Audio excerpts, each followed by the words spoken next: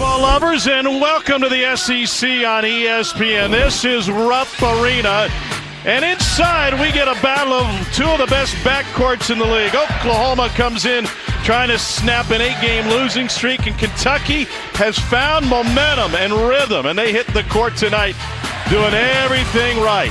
Nigel Pack for OU, Otega Owe for Kentucky. Should be a fun one tonight. Here's a look at the standings as we make the turn to the back half of the conference schedule. Kentucky trying to catch up with first place A&M. Florida in between the two, and Oklahoma, after losing 8 in a row, trying to get back on track. Welcome Tom Hart alongside Dane Bradshaw. Oklahoma has had a run of incredibly tough luck. They're trying to get right.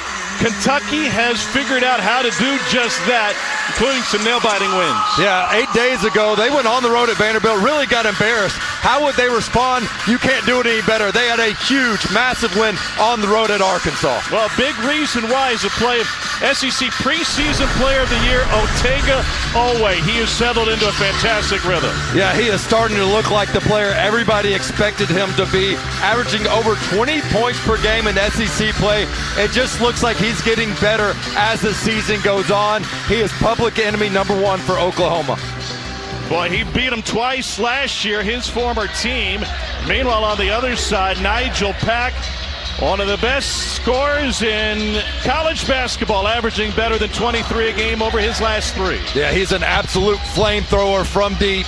He makes over 3 3-pointers a game. That's third best in the SEC. First trip to Rupp Arena for Oklahoma since Stacey King was just a young buck. That was 1987. It was a 1-point walk-off win for Kentucky at the buzzer on March 1st on Senior Day. And we are off and running in the Bluegrass. Tip control by Oklahoma, 500 on the season. Just 1-8 in league play after winning its league opener. And Owe, against his former team, knocks it out of Pack's hands and out of bounds. Sooners come in averaging 83 points a game. Pretty good clip for the program over the last 6 or 7 years. But they've been one shot short, one possession short, one defensive stop short in too many games in conference play this season. And a really good backcourt between Pack and Brown. They average over 30 a game, so that's where Kentucky must contain Oklahoma. Sooners will have 5 on the shot clock on his opening possession. Oklahoma coming off of another blown lead in the loss to Texas and Red River. They led for 30 minutes and 21 seconds. They led by 14 in the first half, but fell to the Longhorns. Now 2 on the shot clock. Pack contested 3. You expect all of them to go in. He's the 3rd leading active scorer in college basketball. And off the offensive rebound, Sooners do that really well. Tay Davis with the second chance bucket. Here's a look at the starters for Kentucky. Malachi Moreno has been a godsend on the inside for the Cats without the use of Jaden Quaintance, who's only played 4 games this season. Andrea Yelovich has started the last handful as well. And the 3 good for Denzel Aberdeen. And that shot is going to be there for Kentucky. Oklahoma really struggles inside the paint. They are last in the SEC at defending the 2. They want Kentucky to beat them from 3. The Wildcats do so right there. Sooners one of 7 in college basketball to have the same starting 5 every game this season. Moreno with the block. And Reed going to work in the paint. Here's Pack. 5 on the shot clock. And Davis with the fadeaway.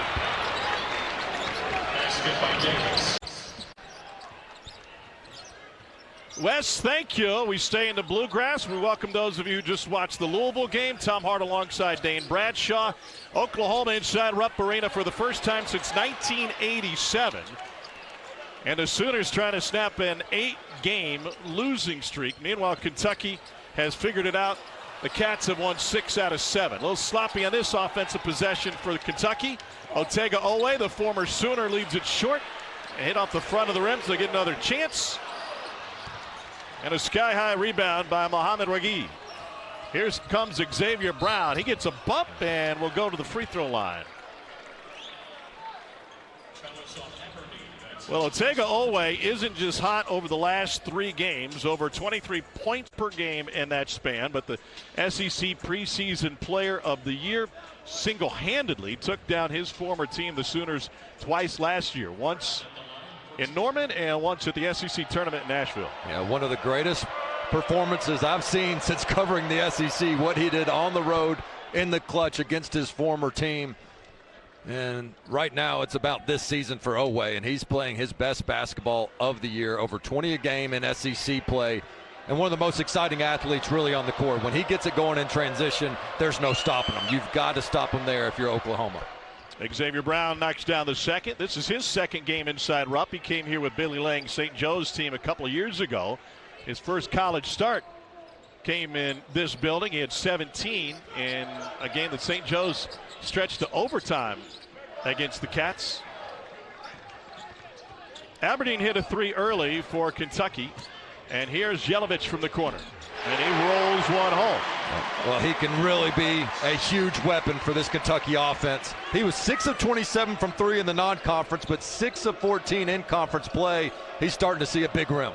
This Kentucky team went through a lot. They're missing 3 key players due to injury right now, at least one lost for the season, but they have reinvented themselves throughout. Nice spin and finish. Home crowd wanted a walk on Darion Reed. And Oklahoma with a 2-point advantage here early. Getting off to good starts has not been Oklahoma's problem. Oweh fouled on the drive. There's a Kentucky team that is 12-1 against unranked opponents. The only loss came to Missouri. Played college basketball here at Kentucky, played in the NBA, now coaching his alma mater, just one of 5 of those at the Division I level. Tom, what a job he has done in terms of handling adversity, keeping this locker room together. There's not another place in the SEC that's under a greater microscope after losses, after injuries, second guessing this and that, and they have blocked out the noise, and you wondered, could he keep them together? Could he rally the troops? Did he have a tough enough personality? All the things you could possibly hear and the negativity, and all they've done is keep it out and bounce back, evidenced by that massive road win at Arkansas, where the Razorbacks are as tough as anybody to beat on their home court. Oweh goes 1 of 2 from the line. Here comes OU the opposite way. And Pack tried to fit it in. It was kicked by Jelovich. Talking with Mark Pope at Shoot Around today, he said, listen, we are not who we thought we were going to be.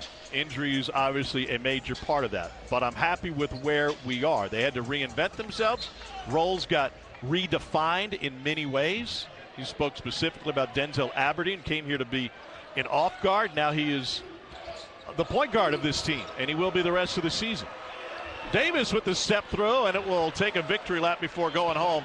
St. Davis suddenly has 6. He averages 12 per game. Yeah, he's off to a terrific start. Davis is also always going to guard the other team's best player. That's why you see him matched up with Oweh early.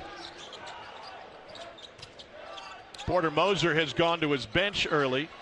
Dayton Forsythe off the bench, 1 of 2, and Jelovich with another 3. His second of the game. I'm telling you, he could completely change this Kentucky offense, where they like to spread you out, they like to backdoor you. You add a pick and pop, stretch 5-man that can shoot the 3. Watch out. Elliot Thompson with the feed, and Jones is fouled hard. He'll be at the free throw line, Tay Davis, when we return.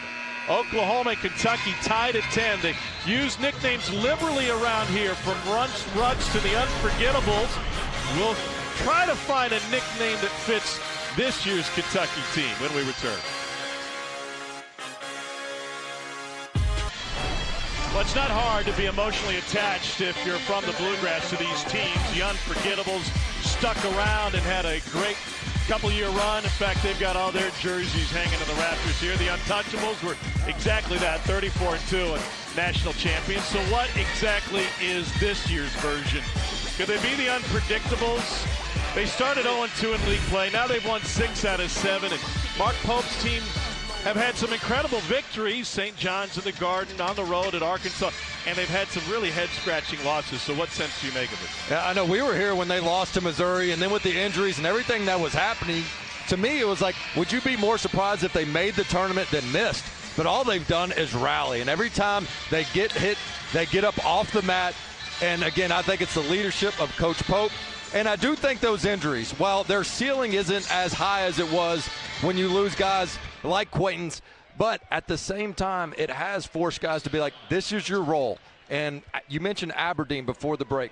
Look, was he planning to be the 2 guard? Yes, but now he's the 1, and he knows he's the 1. That's not a temporary point guard spot. It is permanent, and those types of roles have been filled now to where everybody knows where they're at, and this team's starting to form an identity. So rare miss from the free throw line for Tay Davis. Yet, speaking of identity, if they had a digital business card, it would probably glitch every time you tried to scan it.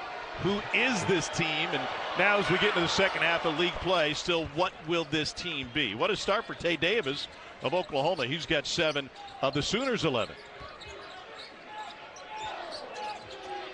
Oklahoma showing a little bit of three-quarter court pressure. Dayton Forsyth getting some run early in the first half. Porter Moser telling us at shoot-around today, we've got to be deliberate about getting some rest for our backcourt, specifically Xavier Brown and Nigel Pack. And so he has done just that. Colin Chandler for 3. And Garrison knocks it out of bounds. Should be Oklahoma. No, it'll stay with Kentucky. Porter Moser says you got to grab it and grab it. This is an Oklahoma team that is living on the margins. Made the tournament last year. The year before, they were in prime position going into Champ Week, predicted as a 9 seed. Joe Lenardi was telling me today they should have made it. They probably at least should have made it over the bad Virginia team that ended up getting in. But a bunch of bid thieves hit during Champ Week, and Oklahoma was on the outside looking in 2 years ago. Aberdeen's got a hoist. Got it! Denzel Aberdeen with his second 3 of the game.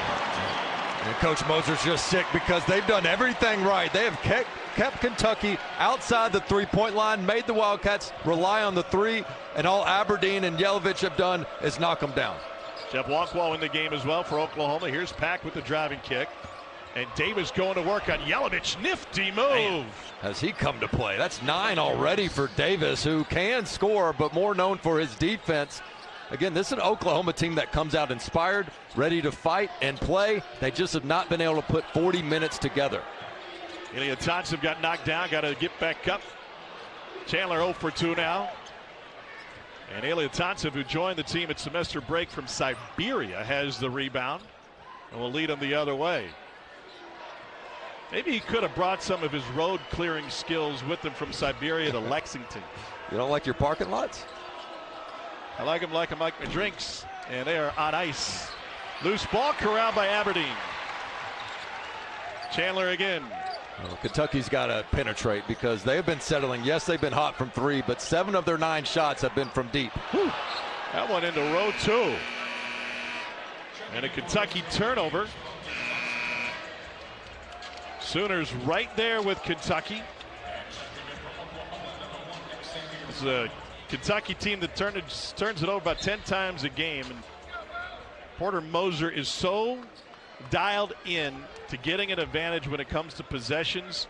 He's starting Mohamed Wagee over Eliatansev right now, even though Eliatansev will play more minutes because Wagee is so good at winning the opening tip, and they did it again tonight. Analytically, your odds go up if you can win the tip. It might be by just a fraction, but if it gives you that extra possession, which the studies show if you win the jump ball, you tend to get an extra possession in the game despite some of the back and forth possession arrows. And he said, look, that can be the difference between winning and losing, especially when you're a team like Oklahoma that's had so many gut-wrenching finishes. They played Nebraska within 6 early in this season. That was probably a sign of things to come. Oh, wait, baseline jam against his former club. First field goal for Otega Oweh. And a good job turning one down from the perimeter. When he catches that thing on the go, it's as athletic as anybody in the country. Elliot Thompson bounces back from the air ball 3, and it's a little jump hook.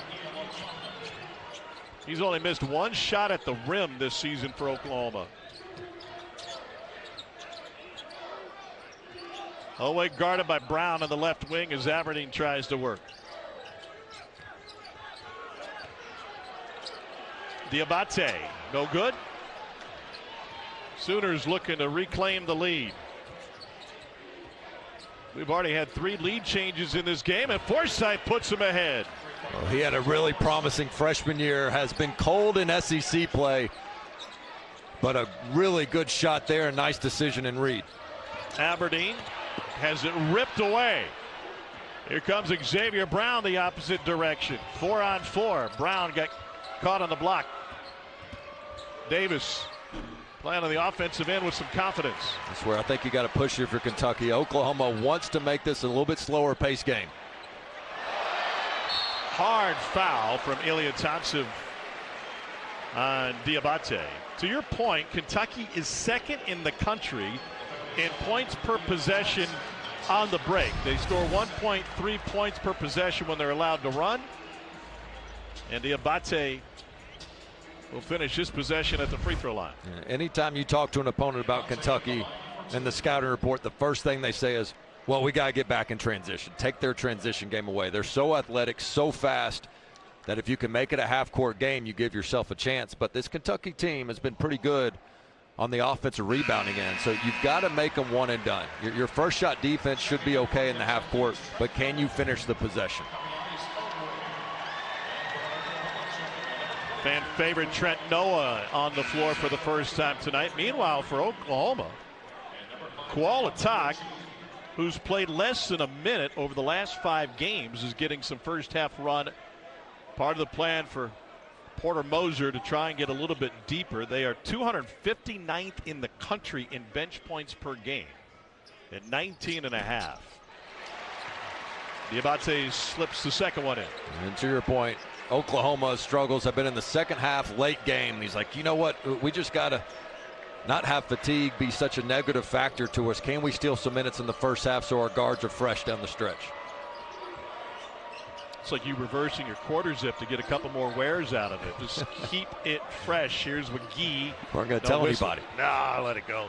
6 on the shot clock. Walkwo penetrates. Lost his footing, lost the basketball. Garrison thinks better of leading the break.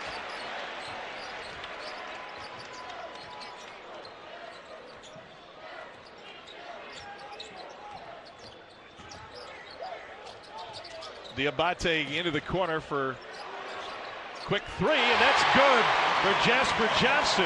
What a start for Kentucky. 5 of 8 from deep.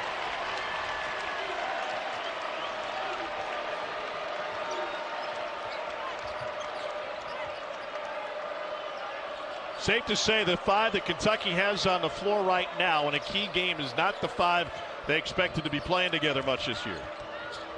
Reed in the paint for 2. I think both teams have made some tough shots. It's been Oklahoma's 2s versus Kentucky's 3s so far in this game. Cats 5 of 8 from deep. Oklahoma 6 of 8 from inside the arc. Here's Aberdeen again. And Noah tracks it down. He was a fantastic rebounder in the win at Bud Walton Arena. Kid from Harlan can't knock it down from 3, but another offensive rebound. And just too many opportunities if you're Oklahoma. You got the shot you wanted, but can you get and collect the defensive rebound? Late in the shot clock again. Diabate's got 4 on it. Spin move, baseline, layup.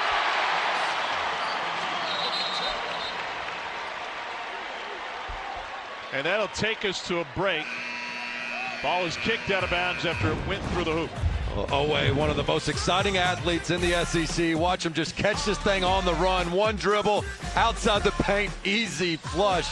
And then Jasper Johnson says, I couldn't catch a stick. How about I give you a little step back instead? Cash money.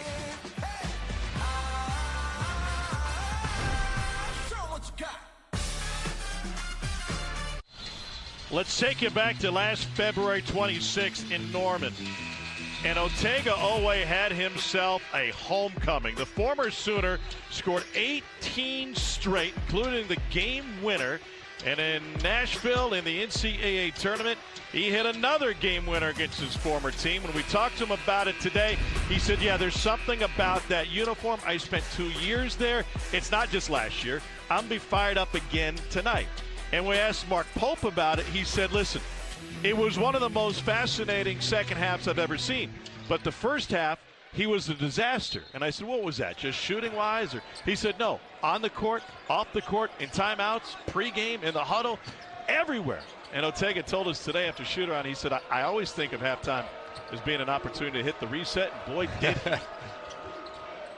It's not how you start, it's how you finish. And nobody remembers really anything except did you win the game and how did you finish. Of course, they don't remember unless Tom Hart brings it up a year later. Here's Chandler off the errant pass from Johnson. Chandler, nifty pass to Brandon Garrison for the dunk. That is a terrific find by Chandler. He drove hard right, drew two defenders, and a nice dump off. Nigel Pack shakes Noah around the curl. Garrison has the rebound. Kentucky has a 4-point lead, looking to add to it. And a good job by Kentucky, forcing Pack off the three-point line. You want to make him beat you from 2, not 3. Johnson in the lane. Sooners get a key stop. And now Tate Davis, who got Oklahoma off to a great start in this one. Here's Brown. Got it. Yeah, you got to locate him if you're Kentucky. I mean, he's one of 2 players that can really beat you from deep on the court right now. And he's shooting 43% from the top of the key. That's 10 percentage points higher than anywhere else on the floor. Chandler in the corner. And Noah collects another rebound. Garrison. And a whistle with the ball on the rim. See who that one will go against. Saturday night, it's an ACC, SEC, and Big 12 triple header on ESPN. Duke and Carolina gets things started 6:30 Eastern. That's a top 15 showdown. And then Tennessee will be here. There'll be some denim in the building. Mark Pope said, yes, indeed, he has a special outfit he'll be rocking on the sideline. And then Houston and BYU to close things out, 10:30 Eastern on ESPN. Did you see the throwback Converse they had out for practice today? Yes, I did. I liked what you asked Coach Pope. You know, I mean, do you embrace this? Do you want to be part of the show? He's like, look, the show's going to go on with or without me, but I might as well participate a little bit. We'll see what he's wearing. You think he'd look good in denim head to toe to match those old denim unis? I think if you can keep this win streak going, you can wear anything on the sidelines here at Kentucky. Glad they never had Speedo uniforms. Cats lead by 3. Kentucky has knocked down 5 of 11 from 3. Meanwhile, Oklahoma has made 7 of 9 from 2. The problem is Oklahoma has been able to force Kentucky to miss 11 shots, but the Wildcats have gotten 7 offensive rebounds off those misses. Oklahoma is not deep in their front court. They're small in the back court, but they've got to find a way to put bodies on bodies and finish those possessions. Davis leads the Sooners here early on with 9 points on 4 of 6 shooting, all of those from 2. Here's Pack, shakes Olway. And now Xavier Brown to Elliott Thompson, gets it back. 8 on the shot clock, pump fake, and a block. And on the second one, a whistle against Kentucky.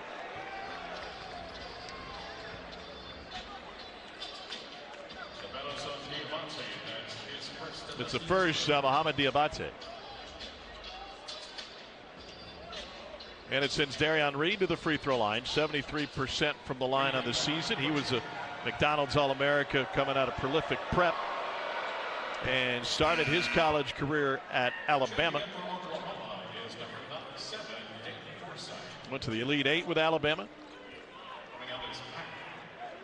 And he has really turned it on as of lately. Some of his highest scoring games in his career, 7 of them, have come in the last 17 games. Yeah, when you're guarding 35, you got to know he's looking for his. He averages only 1 assist per game, so you've got to be ready to defend and to do so without fouling. A 2-2-1 look for Oklahoma. Now they go to man as the ball comes across midcourt. Into Moreno. Heft advantage at Elliott Thompson, but he walked with it. That'll take us to break. Sooners hanging in there, out shooting Oklahoma from the floor early on by 11 percentage points. OU and Kentucky, first game inside Rupp for the Sooners since 1987.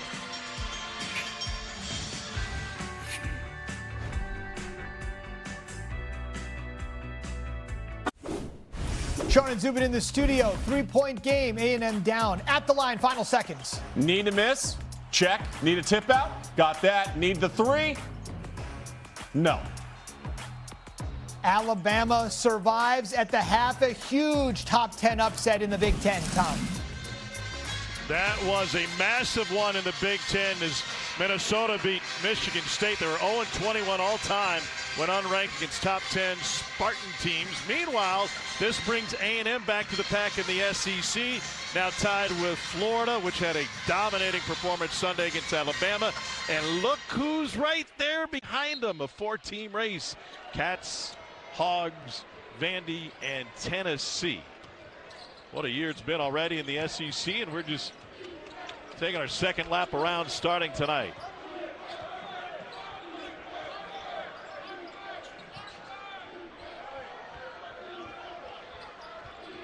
Oklahoma shooting 53% from the floor, but the Sooners have only made 2 threes. A little late getting to the offense here with 4 on the shot clock. Forsythe off the glass and rebounded by Kentucky. 7 assists on 8 buckets for the Cats. Johnson steps all the way through. Nobody stops the basketball. Not the prettiest transition play, but I'm glad Chandler has some big-time hops. Caught that high pass, able to save it, and Johnson attacks the rim. Porter Moser at practice today, working through their defenses and using the clock. He said, we've just got to find some ways to confuse Kentucky a few times. Chandler with the rebound. Oklahoma came in here heavy underdogs, having lost 8 in a row. Chandler creating some space, gets whistled for the push-off. Forsythe went flying. He likes to shoot from 3 or get all the way to the rim, does Chandler. So Forsythe does a nice job cutting him off here and getting this push-off. In fact, Chandler, based on my research, that huge mid-range, nice fadeaway turnaround jumper that he had at Arkansas late in that game, that's the only mid-range shot he's made all year. So as a defender, you know that he wants to get all the way to the cup if you can take away the 3 ball. Cats showing a little bit of pressure. They've saved the legs of Pack. That one partially blocked. Pack and Brown with the play of Forsythe tonight. Aberdeen run out. Lob. Oh, that would have been something. But the loose ball ends up with the Sooners. Here's Pack again. And that one will find its home. First bucket of the night for Nigel Pack. That's a huge 5-point swing. Moreno did a terrific job blocking the shot, running 94 feet, beating most of the guards down the court, just could not corral that alley-oop. Chandler left open. Captain Clutch throws it in.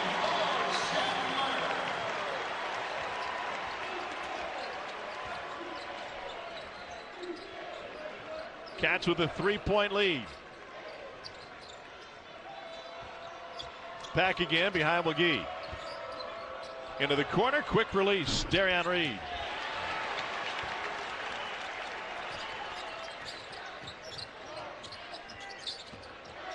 Aberdeen finds Moreno. 7-foot freshman fouled. And he'll be at the free throw line. So when you're guarding a 3-point shooter, you want to try to stay attached to him. You want to be right attached, but watch the path that Pack takes. Pack is going to go up through the middle here. Now, go ahead and play it from there. Watch him not stay attached. He's going to bust through that window, and that gives Chandler the opportunity to get an open look. Moreno knocks down the first free throw. Walkwell returns for Oklahoma. Zane, how about the play of Malachi Moreno, freshman from just down the road in Georgetown, Kentucky.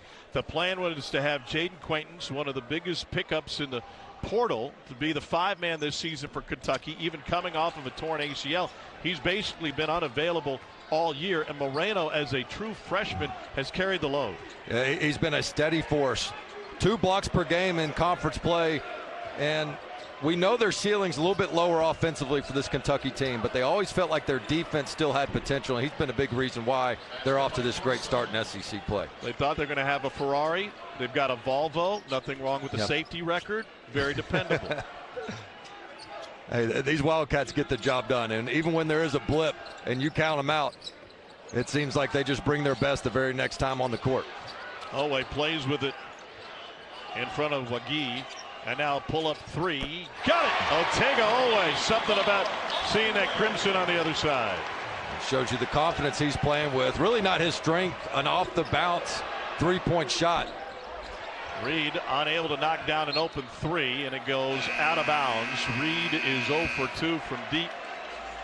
Sooners just 3 for 11 from 3. And I think if you're Oklahoma, you say, guys, stick with the game plan. This is what we want. Oweh makes this shot, and you hate to give up the three. But at the same time, you've made Kentucky shoot 13 of their 22 shots from beyond the arc, and you got to think the law of averages will kick in. But right now, Oweh, he wasn't playing with a ton of confidence early this season. He had that turf toe injury, held him out a little bit in the fall, got off to a slow start.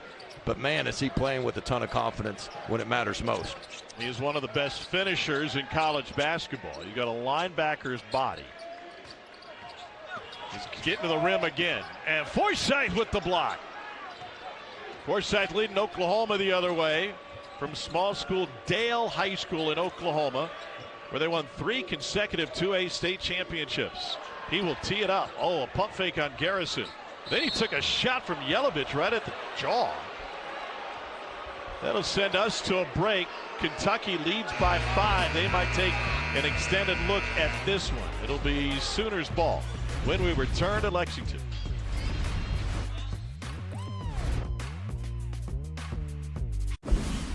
Sean and Zubin, coming up at the half, wait till you see how many times Alabama's hit the 100-point threshold under Nate Oates with the latest coming tonight. Eye-popping number at the half. What are we seeing here in the first half? Well, impressed with the fact that Oklahoma's been valuing the basketball. I think the game's been kind of played more at a pace that they're comfortable with. But the key has been Kentucky's ability to knock down the three-point shot. We got a lot of great games we're going to talk about at halftime. I'm sure Tom will tell you all about them right now. Tom, go ahead. Well, guys, you won't believe how many times Alabama's hit the 100-point mark under Nate Oates.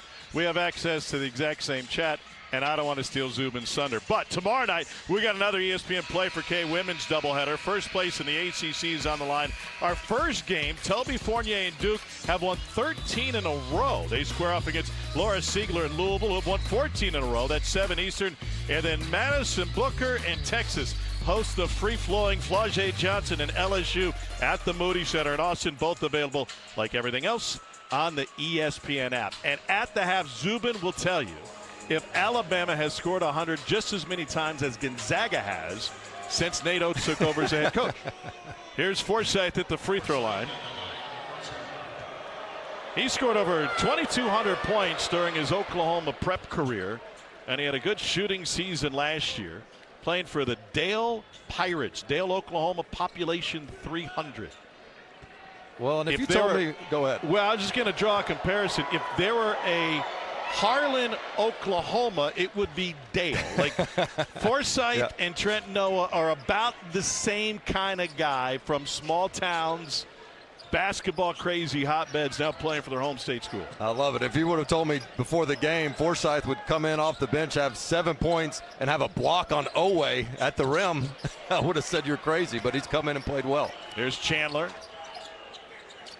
Back to Aberdeen. Turns it into a mid-range, and the floater is short. Oweh off the mark. And Oklahoma with the run out the other way. They don't push it very often. Looking for a transition bucket. That three is short. Didn't have any air underneath it.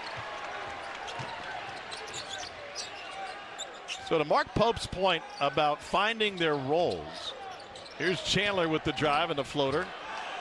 So Denzel Aberdeen came here as a 2. Then he got in a position where he was playing some point. And then it got to the point in the season after the injury to Jalen Lowe, where there was no question what position he was playing. And those defined roles have gone a long way to Kentucky finding some rhythm, although they are off the mark the last couple of possessions. 0 turnovers for Aberdeen in that big win on the road at Arkansas. So it shows you his calming influence he's had on this Kentucky team, despite missing that bunny at the rim right there.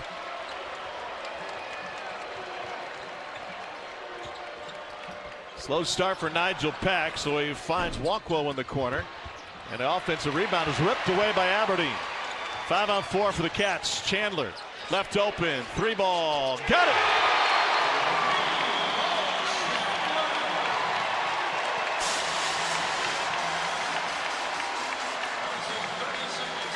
Cats lead by 6, 2:16 left in the first half. Getting better. Well, Kentucky has been red hot from 3, 8 of 15. They have had 5 different guys make a three-pointer. 3 guys have multiple triples, and it's been all over the place. Sometimes off the assist, sometimes off the bounce. And Forsythe with one of the answers there, but it has definitely been Kentucky 3 balls that have dominated this first half against Oklahoma's 2s. And that time Chandler rewards himself with that because he created that steal on the other end with the quick hands, knocking the ball away from Wagi, getting that live ball turnover, sprinting the floor. And, man, the balanced offense right now from Kentucky, not anybody over 6, but 4 different guys with 6 points. You know, we were here for that Missouri loss, and I left that game thinking Missouri is a team that has very defined roles. It was Missouri's first ever win inside Rupp Arena. And Kentucky looked like a team early in conference play where they didn't know who was supposed to be the leader, who was supposed to be at any specific position, and they looked lost that night. With 3 on the shot clock, Pack has it skip off the rim. And one of the roles here is 23 and white. Diabate, I like where he's at right now, coming off the bench, doing what brought him value in the first place, being a junkyard dog, a glue guy type player, getting a bunch of offensive rebounds. What you were referring to earlier in the year, they were playing a lot through him, and he hadn't been in that role before. And I think now Kentucky is better off, as is Diabate, doing what he did at Alabama. 3 to shoot for Chandler. Sidesteps Pack, and he rains it right on top of him. Talk about playing with confidence. Meanwhile, Oklahoma hasn't made a bucket in 4 minutes. Davis went for the poster. Chandler challenged. Here come the Cats the other way, leading by 9. Largest lead of the game for Kentucky.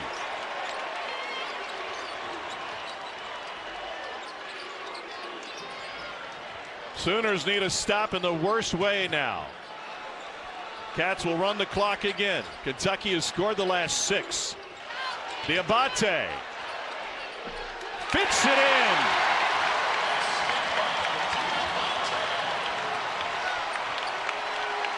Clock is rolling. It's unaware of Xavier Brown. He didn't know it had kept rolling. And Brown will get the play call. They will hold for the final with the shot clock off.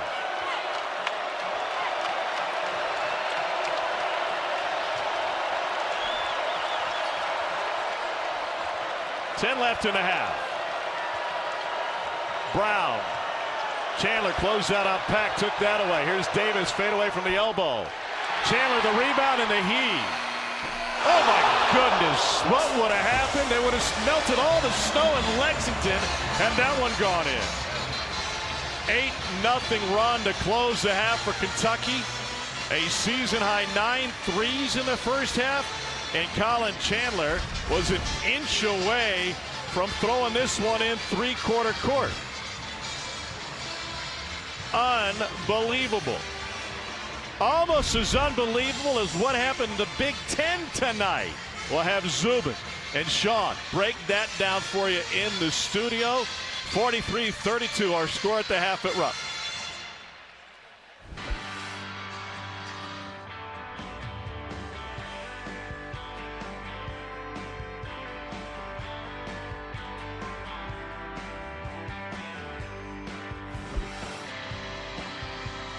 Rupp Arena's been rocking tonight, and for good reason. You're watching the SEC on ESPN. Kids haven't been at school in over a week.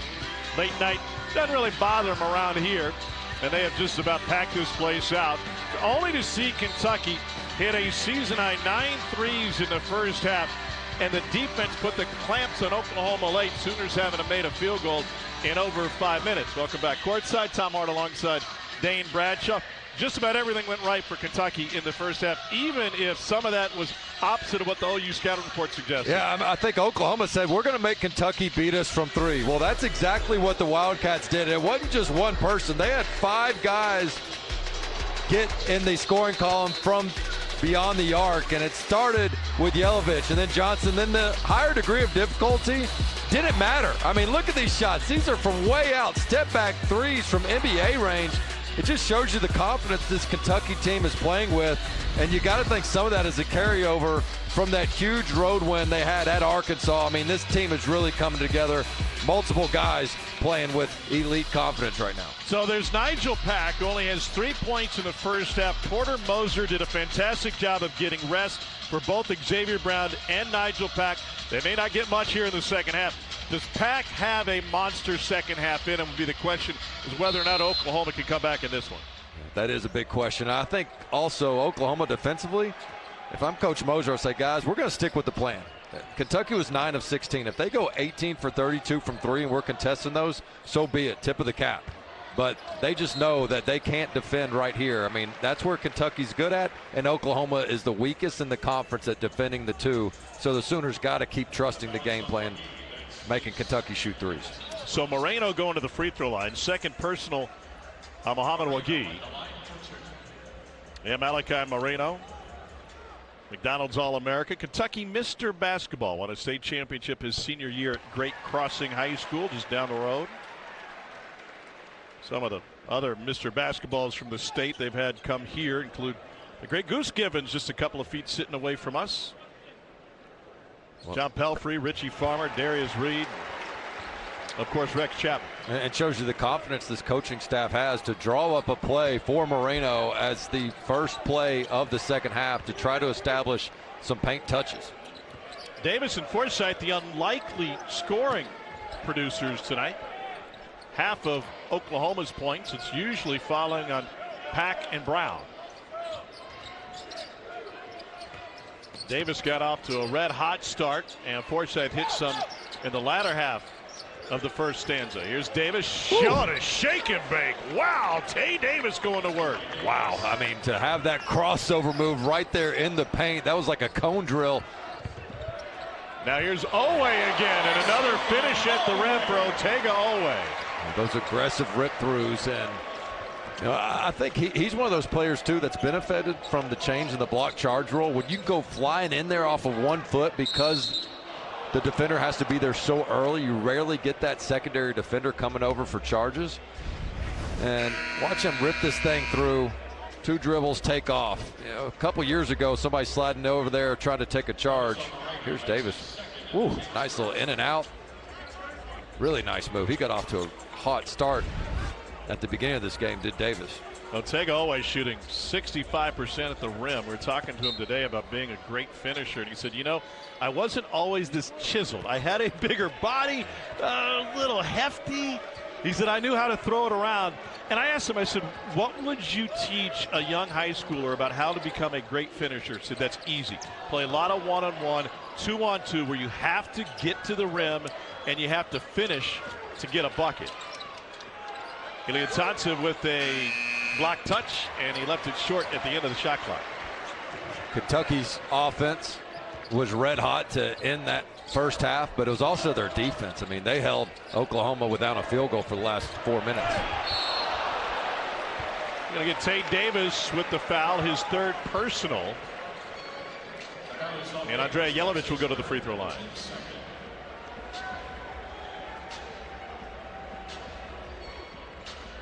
Andrea Yelovich is a sophomore from Zagreb, Croatia. He came from Mega Superbet.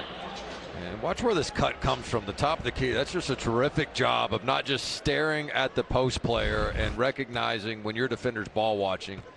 High IQ there. Well, he was playing on the only amateur team in the Adriatic League last year with a host of other D1 signees. Look at these guys represented all over the country: Miami, Mississippi State, Auburn, and Petrovich at Illinois.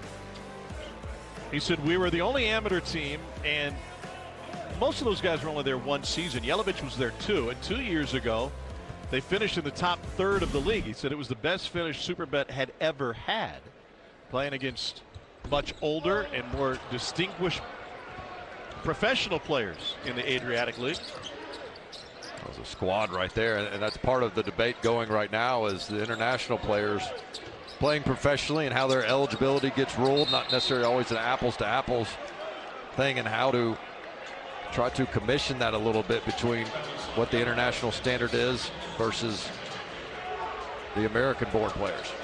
Yelovich commits his second. Of course, remember Big Z, Zvonimir Visic, now at Illinois with his twin brother. They played in the same league. And also from Croatia. Maybe it's not apples to apples. Maybe over there it's apples to oysters, because they say they have the best oysters in the world. Ball fake and nowhere to go for Ilya Tontsev. Here's Forsythe. Moreno kept it alive. Yelovich found it. Otega-Oweh rolling downhill. Chandler. Foul and going to the line. They get Xavier Brown. Be the first on Brown. Saturday night, ACC, SEC, and Big 12 tripleheader on ESPN. 6:30 Eastern. Tobacco Road, the site. They'll be inside the Dean Dome for number 4 Duke and 14th ranked North Carolina.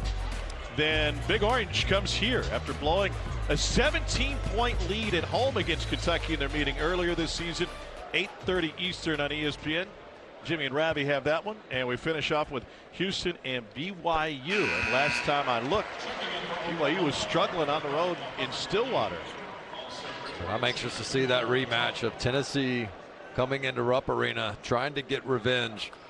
You talk about a team bonding moment. Yes, Kentucky had that thriller buzzer beater against LSU on the road.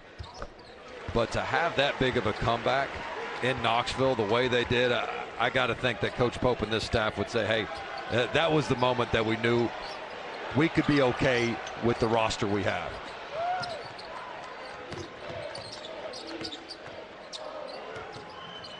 That may have been the moment some of the Big Blue faithful also felt a little bit better about this season after some early struggles. Mentioned BYU tied at the half. And Gallagher-Iba with Oklahoma State. A.J. Devonta has 18 in the first half. We'll go back to this Kentucky team that's known for getting themselves down at halftime, but I'd rather be known as the guy that comes back from halftime deficits as opposed to the guy that blows halftime leads. So he can do it either way, could Coach Pope. He could, if he's winning at the half, you don't have much of a chance of coming back on him. But if he's down, Wildcats still have a chance. Well, it goes back to the old Dale Brown quote. After they blew the lead against Kentucky, he said, what, are we getting credit for being up 30? That's right. I wish it worked that way, Coach. 8 for Darion Reed. Sooners down a couple of touchdowns here.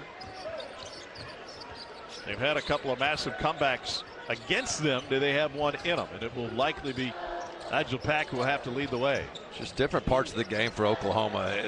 They hadn't been able to put 40 minutes together. Typically, they're right in there at halftime, but the close of that first half has really hurt them here on the road. That's Oweh behind the screen, and he threw the 3 goggles right in the face of Darion Reed.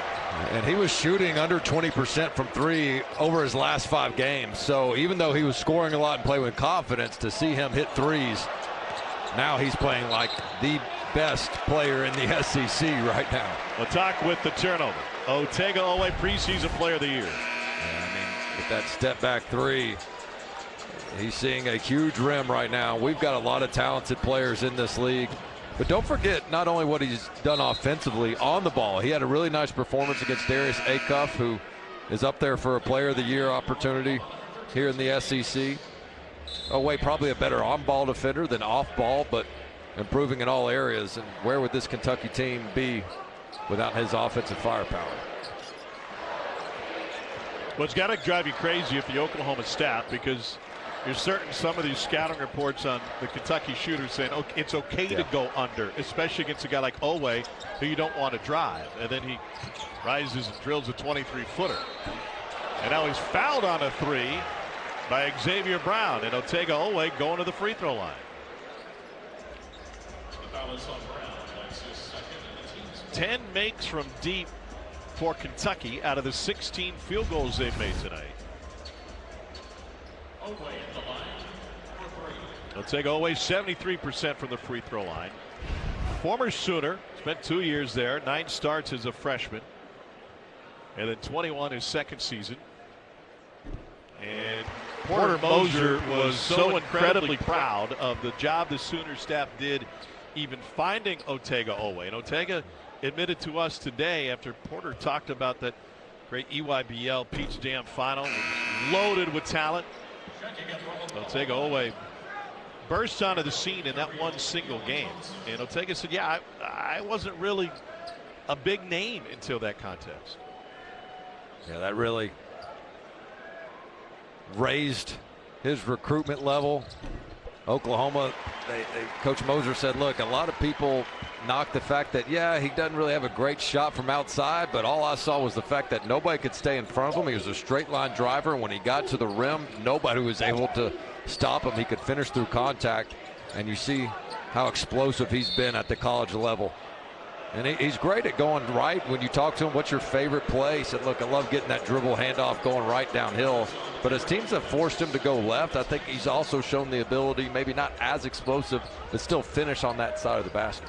He has scored 20 in 7 of 9 conference games. It's the most in the league. That Peach Jam final was Bradley Beal against team final. Brandon Miller, Nick Smith had 31 in that game. Derek Lively, Jalen Duran, who was the #1 prospect at the time, or a big prospect. 5-on-4 for the Cats. Here's Aberdeen. Pump fake and left it short. And Brown finds it. Cherry picking was Elliot Thompson, and he takes the easy deuce. And Denzel Aberdeen is injured. That'll send us to a timeout. Aberdeen immediately tended to by the athletic training staff. This is where it happened. After the pump fake, he took a bop in the noggin right about there. Easy one for OU on the other side.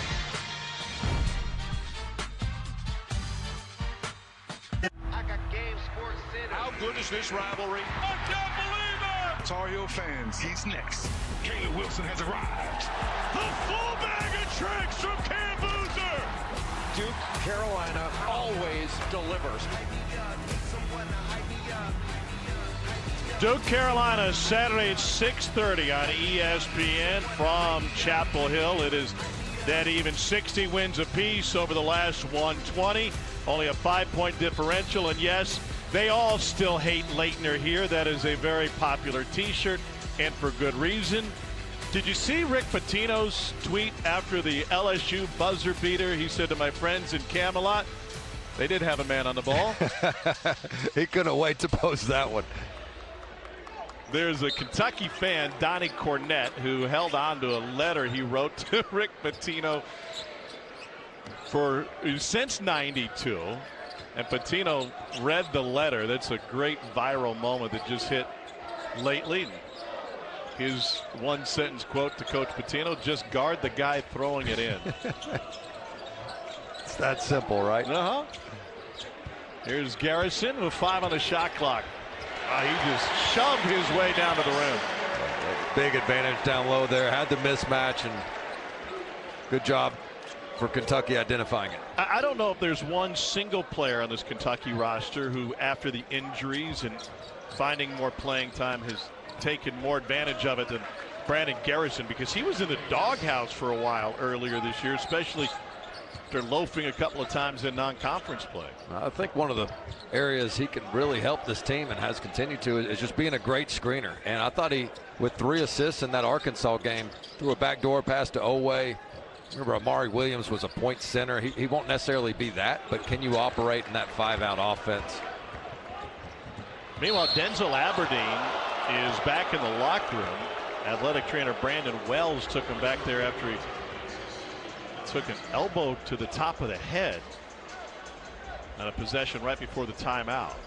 Diabate with his second personal. A little bit of a frustration foul by Diabate. I think he's got to really learn to go up when he has angles. When he's got to do multiple pump fakes and doesn't get the guy off the ground, that might be a time to kick it back out and run some more offense. He forces some tough twos down there.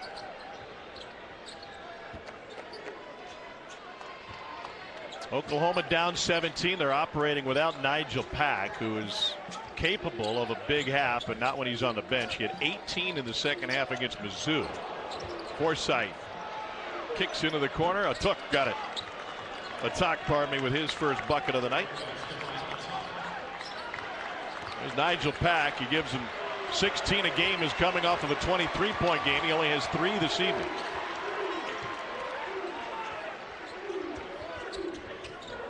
I love the raise of applause here at Kentucky. Not many arenas with a 14-point lead are trying to tell their team, hey, we've got a sense of urgency. We need to score here. This is getting too close. Jasper Johnson with the foul, and Xavier Brown is trying to stretch out that left leg at midcourt.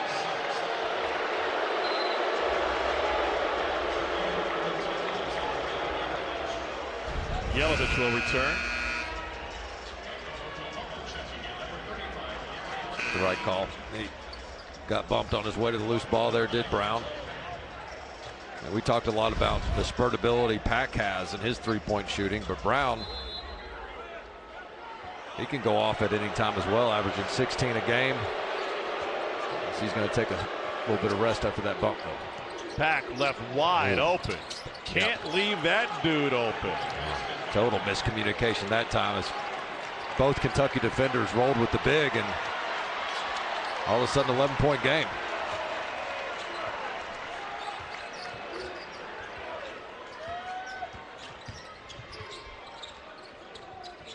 Here's Chandler. So talk about the roles that have been found by this Kentucky team. There was a point where Colin Chandler was the lead guard. And now, as Mark Pope says, he's much comfortable in this role. Pack. Sooners have scored the last 8. That one is off of Oklahoma.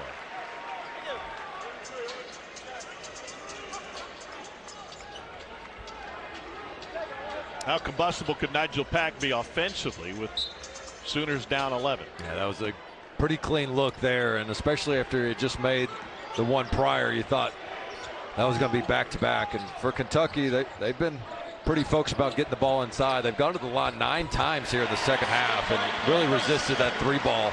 Just one 3-point attempt as Garrison puts it in there. Meanwhile, on the Oklahoma bench, trainer Seth Tisdale just put a wrap on the left knee of Xavier Brown, who was injured on that collision at midcourt in what could have been a breakaway. Pack gets another touch. Picked up by Garrison. 5 for Forsythe.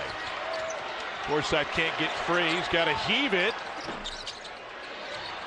And Otega-Oweh tracks down the rebound. Cats with a push. Oweh downhill. Nifty move. Timeout Oklahoma. The lead is back to 15. Otega-Oweh shows you his elite athleticism. Keep it in the middle of the floor. Knives through the defense. Otega-Oweh, Rupp Arena on their feet.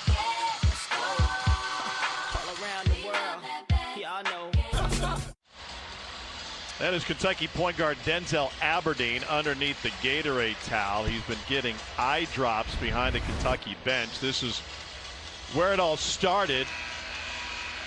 He got poked in the eye and left the game immediately, and head athletic trainer Brandon Wells has been busy trying to get him right after he went back to the locker room for a while. He could barely open that right eye. Well, the good thing Kentucky was playing with a lead. The last thing this Kentucky team needs is to go to third-string point guard status. It will fall on Jasper Johnson right now. Meanwhile, on the Oklahoma side, they're thrilled to have Xavier Brown back on the floor after he had his knee wrapped after leaving a few minutes ago. Brown working on Oweh, and Garrison jumps the passing lane. Garrison talk a little bit of trash to a talk there as the officials give a warning. If he does get a technical, that usually means good things for the Kentucky record based on your research, right? Well, yeah, 9-0 when he gets a flagrant or a technical. Yeah, so you might want to go get one, number 10, just to play it safe.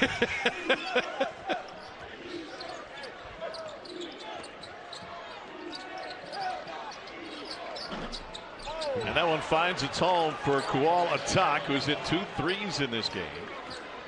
Well, he's got some confidence from 3. He's not been the best defender for Oklahoma, but neither have the rest of them. So Coach Moser said, come on, let's put him in. How did that pass from Owe find it to Garrison? He was falling down to whip it inside the paint. We got a timeout on the floor. The bucket counts after basket interference. It's a 63-49 Kentucky lead. We'll get to ABC's Saturday NBA games this week, loaded with stars. KD and the Rockets are in OKC taking on the Thunder at 3:30 Eastern. Then at 8:30 Eastern, 5:30 Pacific, Luka and LeBron and the Lakers host Steph and the Warriors. NBA Countdown tips off our coverage at 3 Eastern. Well, there are 5 All-Star cats this season. John Calipari had a record 7 a couple years ago. And Tyrese Maxey was telling our dear friend Alyssa Lang about a week ago when she was working an NBA game, he said, yeah, I found out about the All-Star selection when Cal texted me a week out and asked for my All-Star jersey. I said, Cal, come on, that can't be true. He said, no, right here. Here's the text. I want to make sure I've got the jersey, I get it signed, and I can hang that bad boy up. 27 Kentucky players in the NBA at the start of the season, 5 of them All-Stars. And that 10-time All-Star Anthony Davis got dealt today.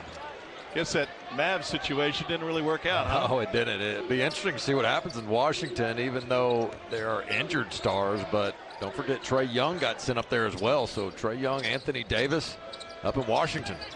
Brown with the drive, and he spins it off the glass and in. First bucket, second half for Xavier Brown.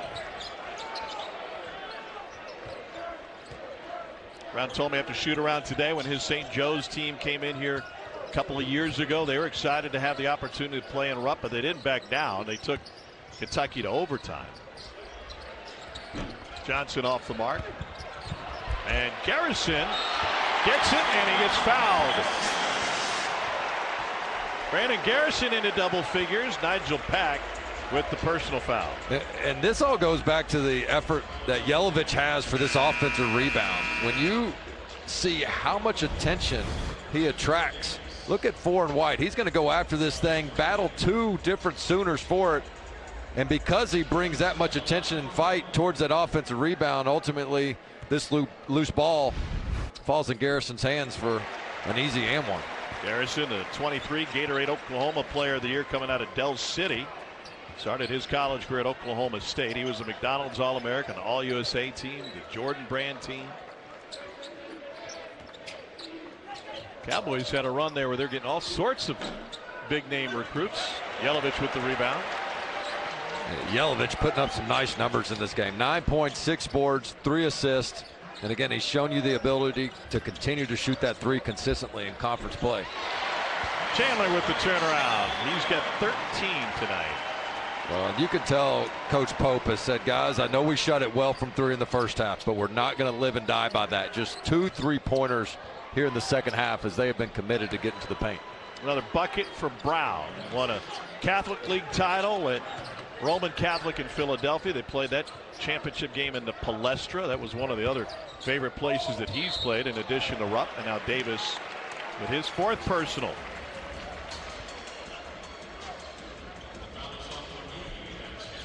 Excuse me, they got McGee for his 3rd. That shows you how hard it is to guard Otega Owe. And Coach Moser told us that earlier today. He said, you can't retreat when you're guarding him. When he sees that space, he's just going to go into you and he's going to spin on you. And he's so fast and straight line, even with his spin, that you're just toast if you don't get into his body and meet him with contact. You think there's some contact in the driveway court for Otega and his brother Adafe, who played linebacker at Penn State, now in the NFL? Yeah, I think that's the other part of his story about learning to finish through contact and playing one-on-one and all that is I don't think anybody's letting you call any weak fouls in that driveway. Otega Owe has a Kentucky high 13 dunks this season. And he's made a living at the free throw line as well. Now 5 of 7 from the stripe tonight.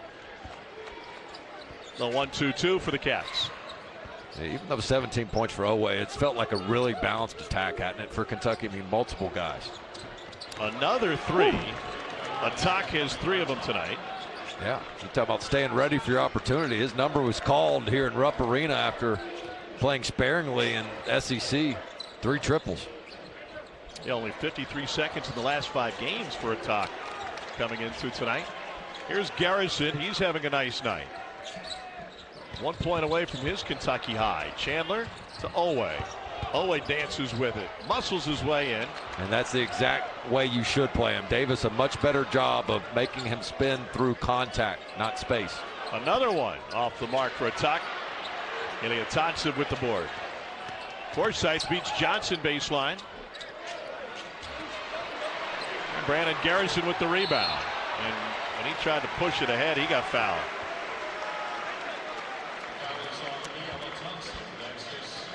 Second on Ilyasantsev. Kentucky's made 5 of 7 from the floor. They're shooting 51% in this game, and the Cats are at 56% from 3.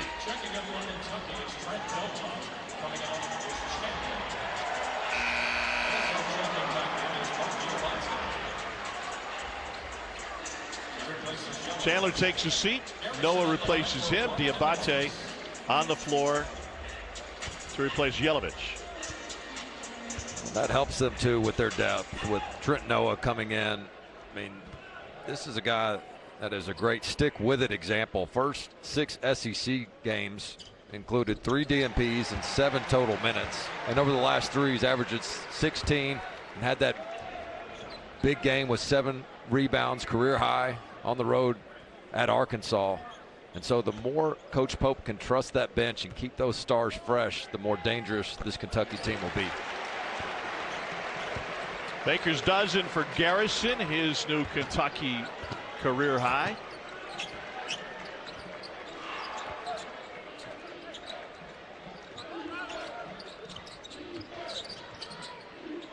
Brown guarded by Owe.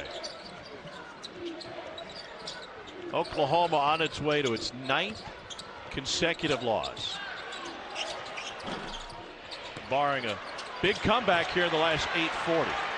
Nice job by Owe. Kentucky does like to switch some. They didn't mean to on that one, but he got stuck on the big and held his own. Garrison wanted a touch, didn't get it. A 3 off the mark to Diabate. He had made one in conference play. Here's Owe.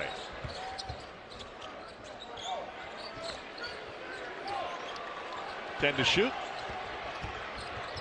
Owe able to gather after stumbling a bit. May have taken a shot to the head. He's got another big game with 19. Just good job getting in there off 2 feet, under control, finishing on the other side of the basket.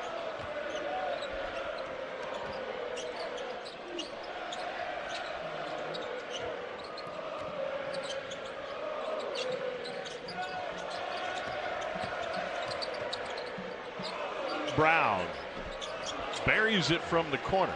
A little bit of a short closeout by Owe. Almost dared him to shoot it, even though he had a hand up.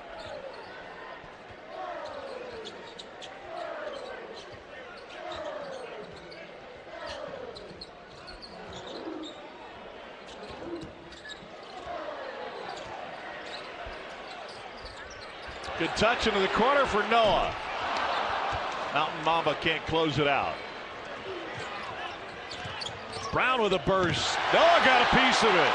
Here comes Kentucky the other way. Garrison leading the break. And he takes it all the way himself, but left it short.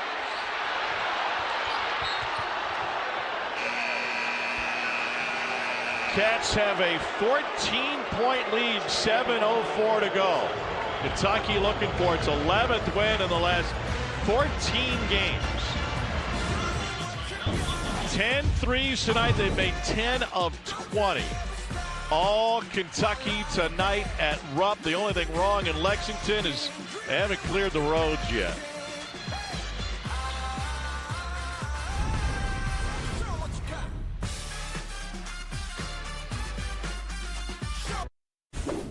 Sean and Zubin in the studio. We've already had one top 20 upset, maybe another. Yeah, turnovers have been a huge issue for BYU.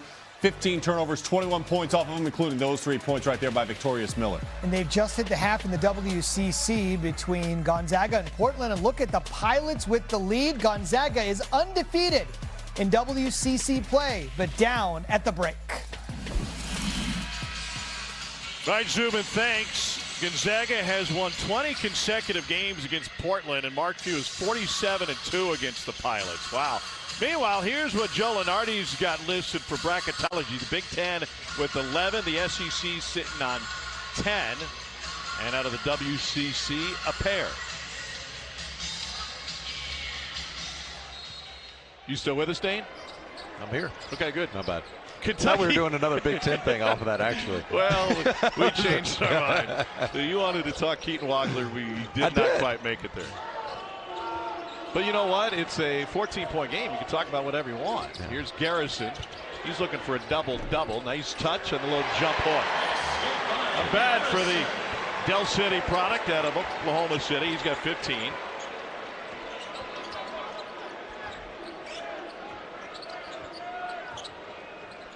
This is where Kentucky, again, they'll switch 1 through 5, and they're doing so more effectively here over the past few games. It's one thing to to switch. It's can you rebound your matchup when you switch, and that's where it puts a lot of pressure on the guards to hold their own down low. Mismatch inside, and the block, but a foul before that. It'll be Jasper Johnson who gets whistled for his second. Well, Mark Pope just rubs his head and walks away. I think he's trying to avoid going back-to-back games with the technical. Even though I'm not sure he felt like he earned the last one there. And he was very humble about it when we asked him about the technical fouls. He said, look, we want to break records here at Kentucky. And if 3 technicals in 38 seconds, all separate incidents, is a record, then by gosh, I guess we'll have it. But I love this quote about those technical fouls, though, because they weren't texts about, hey, ref, you didn't call that foul, I'm mad. It was, you see it here. I felt like it was coming from exactly the right place in our team, that we are searching for that core of like fight. And then whatever else it said at the end there, we took the graphic away. But I agree with it. It was, hey, we're here to win. And I loved his response on that. Aberdeen back on the floor for Kentucky for a minute there. Looked like he had just walked out of Rosebuds with one eye open. Loose ball, lost underneath. 7 on the shot clock, and tempers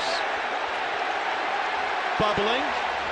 Davis will be escorted back. And Mark Pope quickly out there to say to Brandon Garrison, we're okay. We've got a 15-point lead. We don't need to see you pick up another. Well, he'll chirp it. He'll get under the opponent's skin. And I think it's all about what Coach Pope said in that post game of, hey, guys, we got to keep it under control. Let that motivate us. We'll see if there's anything extra. Did Davis throw him down? I don't think he did. I thought Garrison was already going down, and he gave him the old swim move. Yeah. Officials going to discuss, send teams back to their respective corners. I'm with you. There was a little bit of contact. I don't know that it was egregious or flagrant where he threw him down.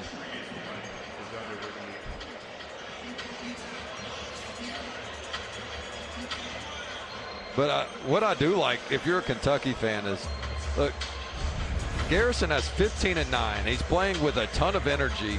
And he got under the opponent's skin early, and he and Davis were chirping earlier in this game. And when you can frustrate the opponent is the key and get under their skin. However, you got to make sure you don't get caught saying something, using wrong language, whatever it might be that could get your team a technical and cost some critical points in a game that doesn't have quite the margin we're looking at here.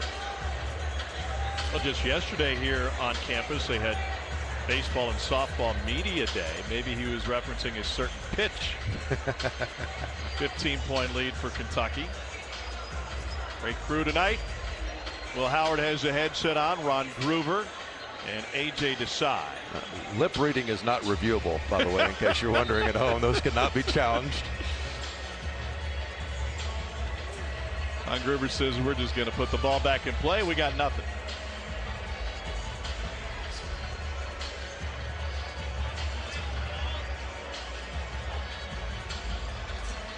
They'll make sure they got the clock right. By the way, busy week for you, Chris Collinsworth. You got the Super Bowl on Sunday. I wonder how many tweets Chris Collinsworth's going to get during that game that say you sound exactly like Dane Bradshaw. Kentucky's basketball, 20 on the shot clock.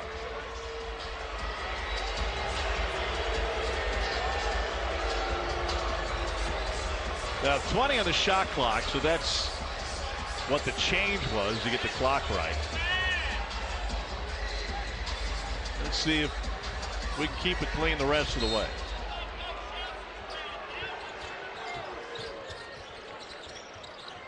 Diabate working on Davis. Yeah, see, when he doesn't get an angle, he just kind of throws one up. Yeah. And I think his teammates need to cut and move without the basketball. When his first move or two doesn't work, you got to move instead of just watching him play one-on-one in the post. All right, Tay Davis does a nice job making sure he's not the first guy off the ground. They got Garrison for the hold, by the way. You saw he had a hold of McGee's left hand. So McGee will go to the free throw line.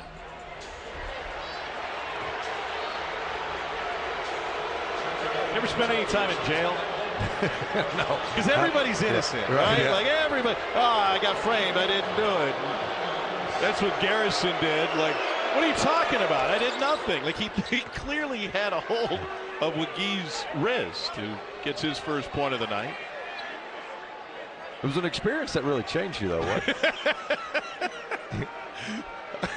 Well, I didn't want to assume. I figured I'd ask. You are the 1999 comeback story of the year that really never got talked about enough.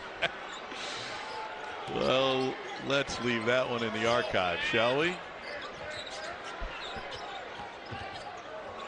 All right, Kentucky needs another 2 minutes here of solid play, and they could probably put this one to bed. This is an Oklahoma team, again, they're frustrated too, not just by Kentucky, but right in this 8-game losing streak where they've been close, just haven't been able to finish the job. Chandler after the pump fake. Got it! Captain Clutch again. He's got a really nice shot fake. He's made some great three balls off the bounce. Davis with the step through. He's fouled, and then the ball gets batted by Diabate over to the front row. Well, here's Colin Chandler, who's 5 of 10, 4 of 7 from deep. And just a nice little shot fake, reads the defender. Smart, high IQ player. We've seen the athleticism Chandler has. A Sports Center moments earlier this season, the way this kid can get up. By the way, our dear friend Corey Price is scouring the internet right now looking for that arrest report that we just referenced 26 years ago. Don't believe everything you hear, folks. If anybody could find it, he could. Tay Davis played for his dad, Dre, in high school at Warren Central in Indianapolis. He's got 14. Believe it on TV before I believe it on Facebook, right? Right. 13-point Kentucky lead, under 5 to play.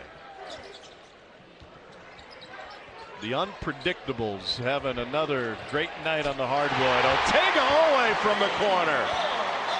Another 20-point game for Tegatron. He's got such a unique release. I mean, when he shoots that ball, he's got a little bit of a hitch right before he brings it up, but he's confident in it, and he's seen it go through tonight. Brown having a big second half. It's his third three of the half. Oklahoma takes a quick timeout, trying to fight back in this contest. Otega Oweh from the corner, Dane Bradshaw. Yeah, he loves the corner spot, and especially catch and stick. Let's see a little hitch here, and cash money for Otega Oweh.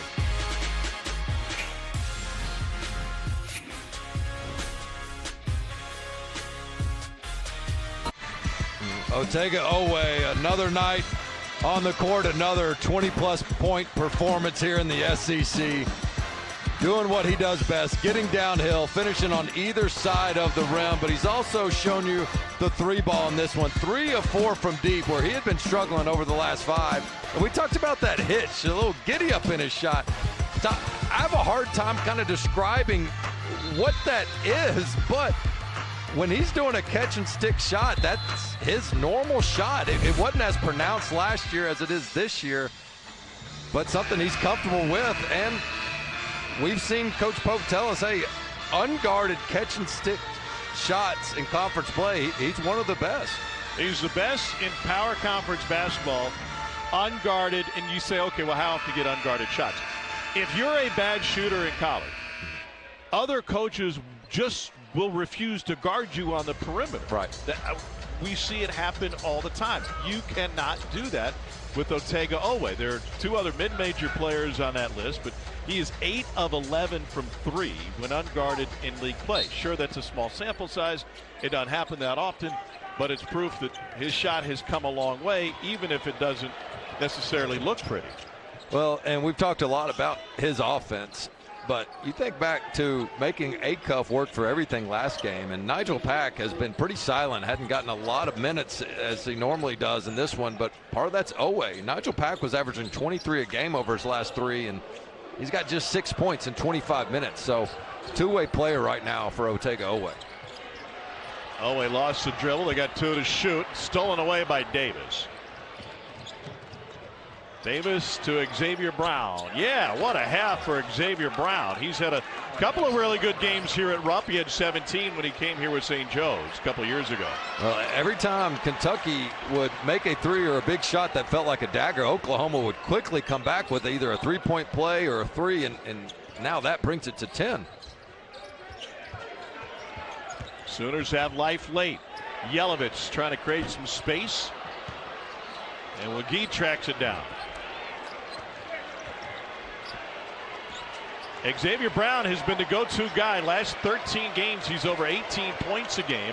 And after a quiet first half, he has come alive in his second. McGee just waltzes down the lane for the dunk. Wow. I mean, that is a defensive breakdown. Yes, you want to leave him open from 3, but you don't want to leave him open to drive all the way down the middle of the lane. 3:08 to play. Oklahoma has an 8-0 run over the last 122. And the Sooners are right back in this thing. They're hanging around late night at Rupp.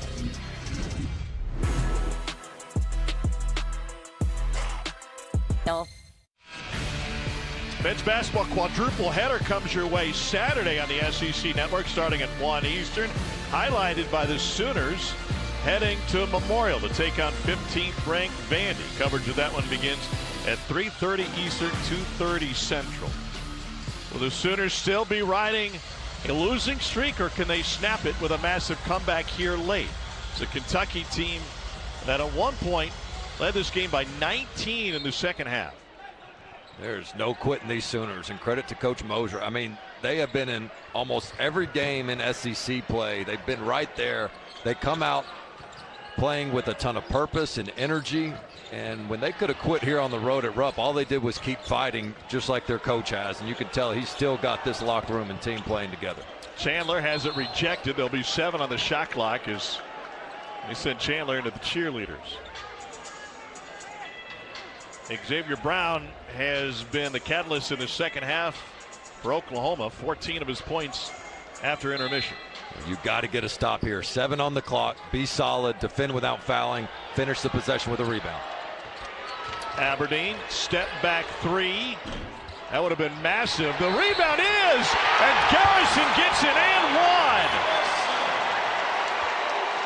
1. Brandon Garrison with his first double-double as a Wildcat, just the second of his career, and this might be the dagger.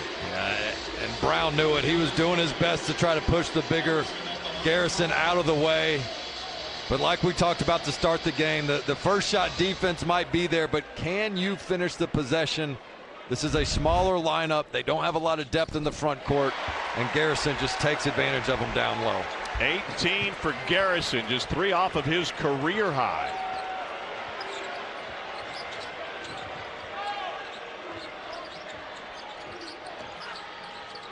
Pack still on the bench for OU. Brown cut off.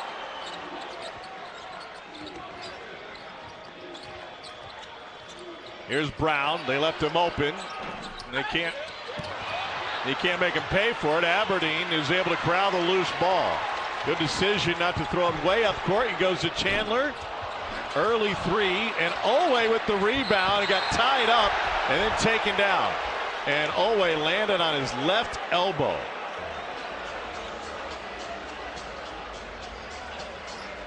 He came flying in there for that offensive rebound. Even though you were open in transition, I don't love that shot by Chandler. 11-point lead, run a little bit of clock. Owe goes up here and really gets kind of yanked down. Arm gets tangled up there, and then you're right, that left elbow.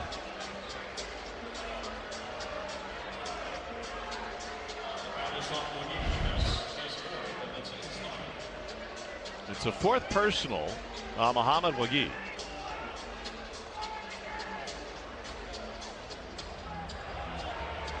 Kentucky's head athletic trainer Brandon Wells has been kept busy tonight. 14 offensive rebounds for 17 second chance points. They'll look to add to that total here. And this is part of what is becoming Kentucky's identity on the offensive end. It might not always look pretty, but they got guys going to the glass. We talked about Mo Diabate today with Coach Pope. Right now, over the last 5 games, he's averaging one offensive rebound for every 7 minutes played. That's elite. He said, look, we track how many times you go after it aggressively in terms of not taking a play off and crashing. And he said, Diabate ranks up there pretty high, near 100%. And I thought it was really interesting when you asked him that question. The reason they track it that way versus the results is you can't control the bounces. Sometimes it's going to hop a different direction from where you are. But some guys have a nose for it. Another one coming for Otega Owe. He had 27 last time they met. He's got 24 tonight. And the former Sooner is doing it to his old club one more time. He probably won't have to be the hero in this one, but he's still the best player on the court like he was the last 2 times. An Oklahoma turnover, just the 5th of the game, but a costly one nonetheless, down 13.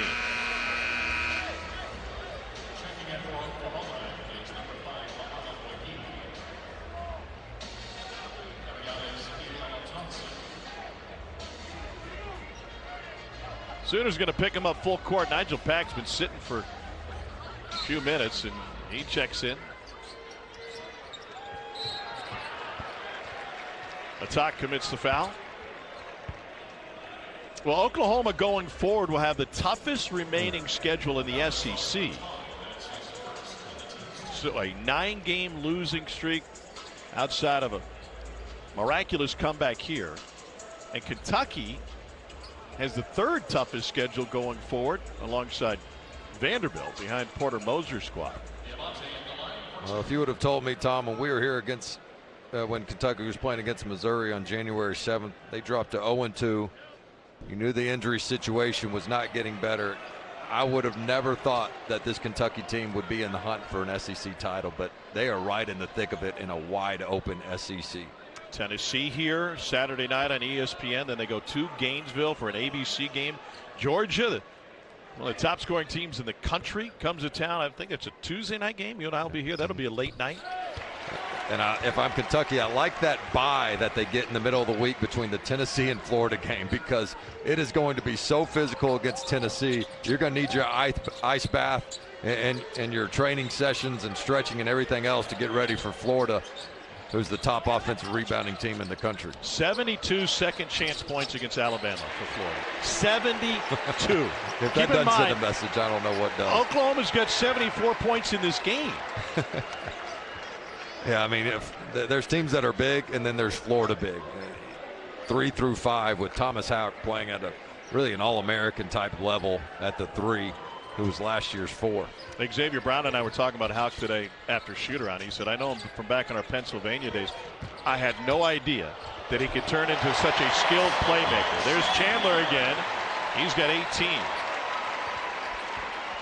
1 minute to play. This will take Kentucky's record to 7-3 in the league, 16-7 overall. Oklahoma will fall under 500, and this will be the 9th consecutive loss for the Sooners.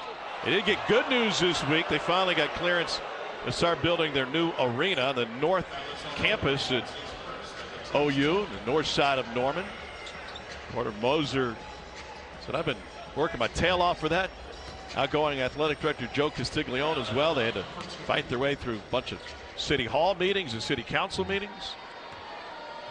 That's huge news. I mean, a historic building, but the Jordan logo can only cover up so much, you know.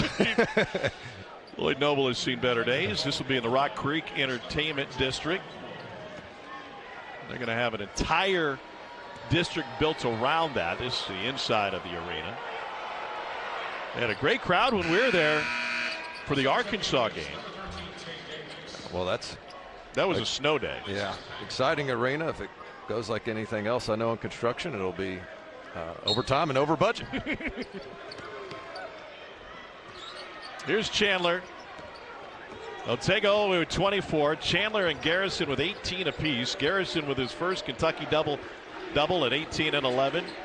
And Nigel Pack held to just 6 points tonight for OU.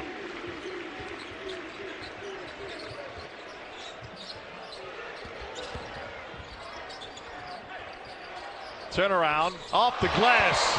Are you serious? Denzel Aberdeen. He has missed some of the easiest shots in this game and made some of the more difficult ones. Last gasp for OU, left short. Garrison wanted a touch. He will get it. And that will be the exclamation point.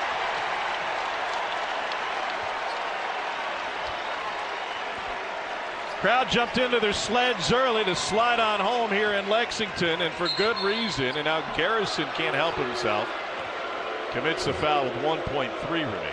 He's played to the finish, and I'm not sure if he knew the stat line or not, but I think he wanted that 20-piece there with that final dunk.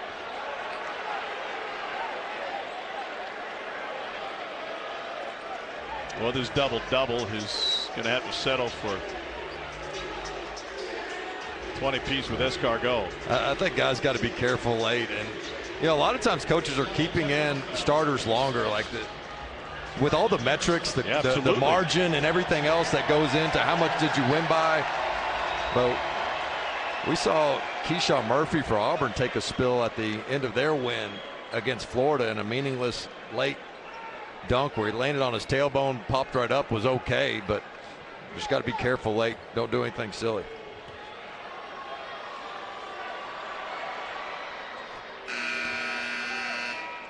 Darion Reed with the point.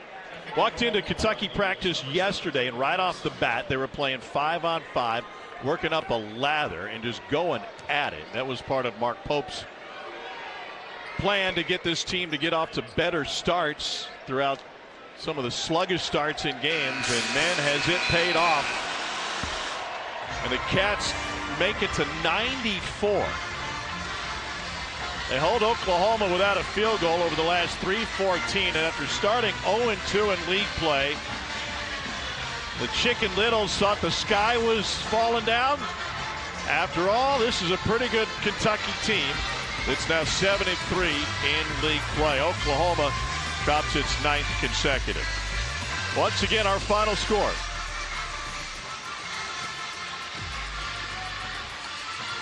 (94-78), Kentucky over Oklahoma. For Dane Bradshaw, our entire crew, I'm Tom Hart. So long from Lexington.